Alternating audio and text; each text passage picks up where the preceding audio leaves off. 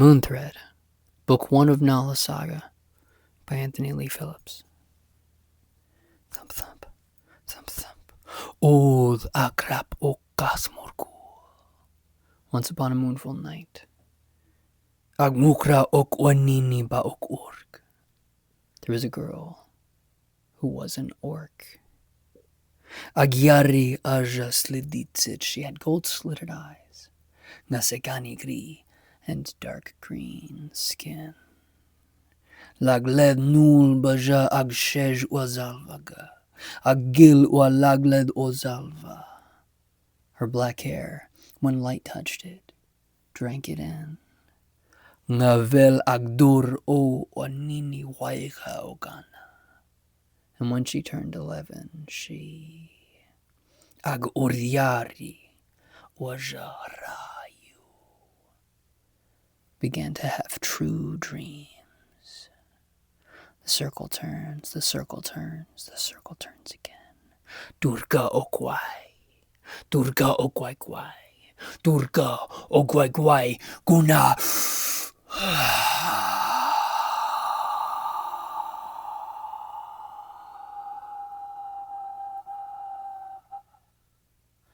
Now the darkness dissipates. It's day, it seems. Thump, thump. She dreams. Half dreaming, half awake, she sees a boy. He's racing in between tall, barren birches and his... No, she thinks. I don't see him. I am him. I'm seeing through his eyes, like always. Feet pound. Thump, thump. Trees flitting. Thump, thump. His heart is racing in her ears. The colorless bushes scrape at him, but still he runs. Breathless, he's hungry. His eyes are colorblind, and hers are not. Tonight he hunts. Tonight he's playing hunter. Thump, thump, thump, thump. His small hand grips a dagger, bone dagger, gripping it so tightly that it hurts, but still. It's better than letting it slip out of his sweaty, slick grip. The thing and what's within the bone both agree on something. He doesn't know what, and neither does Nala. He sprints, shin splints, trees flit on by, those grayscale trees, until a creek. Meek rushing, he stops and shh! Listen for it.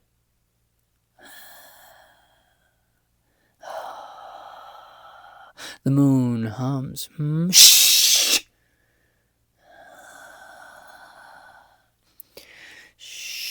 Shoo! In the brush, his eyes pursue it. He goes after, chases, fast feet, something furry. Thump, thump. Where is it? Thump, thump. Too fast. There it, thump. There it goes. But thump, thump. Wait, it's gone. I just had it. I thump. I just had it. I thump. Now it's gone. Idiot. No, you're not, she thinks. Slow. Too slow, clumsy. Hunger's clawing, stomach turns. The dagger scolds him. The grayscale grass is poking up through every hole in the poor boy's boots. The grass is wet but not alive, so it's a greasy wet. The wasted grass is sharp as nettles. The angry dagger whines. The boy keeps going, teeth gritting, feet pounding, running fast, running a little too fast through flitting trees on greasy grass, then slip.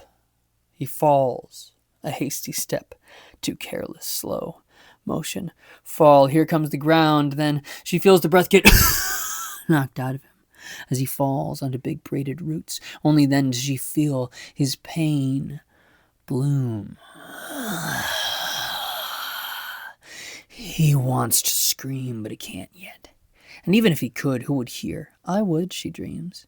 He scoffs, then writhes and rolls onto his back. He wants to give up. The dagger won't like it, but he lets himself anyway. Let it punish me. He braces, but it doesn't. To his surprise, it goes quiet in his hand. For just a moment, the dagger lets him lay there. He looks up and sees, so near, a mountain. A mountain the dreamer knows, but he does not. Hey, wait, dreams Nala. Is that Mount Wraithwood? I know that place. How did he get all the way over? Shut up! He screams out loud. She does. Even the wind joins. Enter silence. I'm sorry, he says meekly. She wonders if he means it.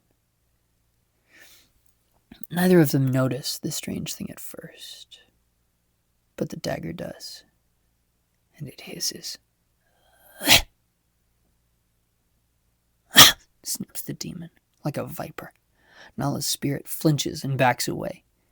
As his pain begins to flower, he squeezes the bone dagger, but the dagger can't. They both know the dagger can't heal until it drinks. It glows. It glows. The bone dagger glows as red as quenched revenge. His mind goes to the furry thing that got away. Everyone knows what happens next. No, Nala thinks. But the boy says, fine.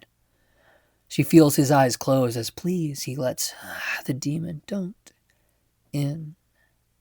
He lets the demon in.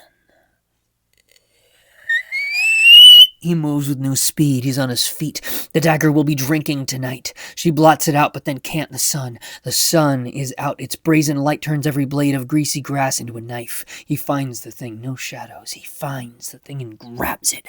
Where's the moon? No shadows. The world leans red. He gets lightheaded, and so does the dreamer. Each shadow flinches, recoiling away from Red Day's touch. Within a dozen hateful, hobbled breaths, he pins some furry thing. Don't! Raises up the cackling dagger, and all of everything is cackling and red as the dagger begins to flay the... Nala's eyes snapped open, both of them. She stared up at the ceiling.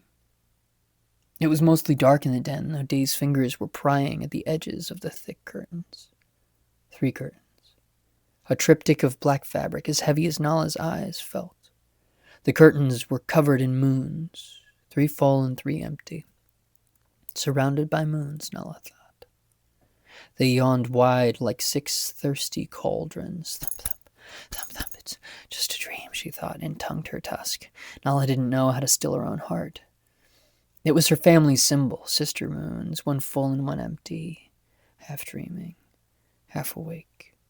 The sigil of her mama and her gran, and so on, back to the very first daughters of Ugru. That's what her gran said, at least. Nala half remembered, half made up a memory of when she'd watched them stitch those sigils. The cottage had been smaller, and the orchard had been too. They'd sewn the curtains by hand for whatever reason. Nala wondered why they still did things by hand. Both her mama and gran could do magic. The empty moons were sewn out of solid black thread. Though it was the darkest black they had, even that was not as black as Nala's hair was. Nala's hair drank in all the light that tried to touch it.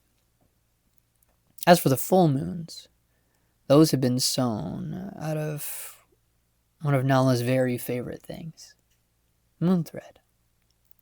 Moon thread was gray in the day, but at night turned all colors. It was a simple delight, a mundane kind of magic. Nothing deep, just fun. Still, it was one of the few things that could soothe Nala's pulse. Thump, thump, thump, thump, thump. Sometimes she stared at those curtains all night, just studying the colors as they changed. Sometimes moon thread changed quickly, like hummingbird wings.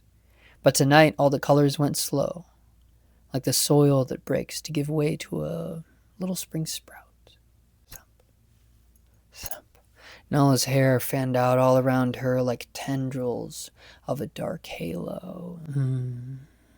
The curtains seemed to hum. Nala's eyes felt sudden blooming heaviness. Little rays of day's light tried to pry their way in, but they couldn't get through. It's the girl in the den. She heard the wind hiss to the curtains. The curtain moon smiled.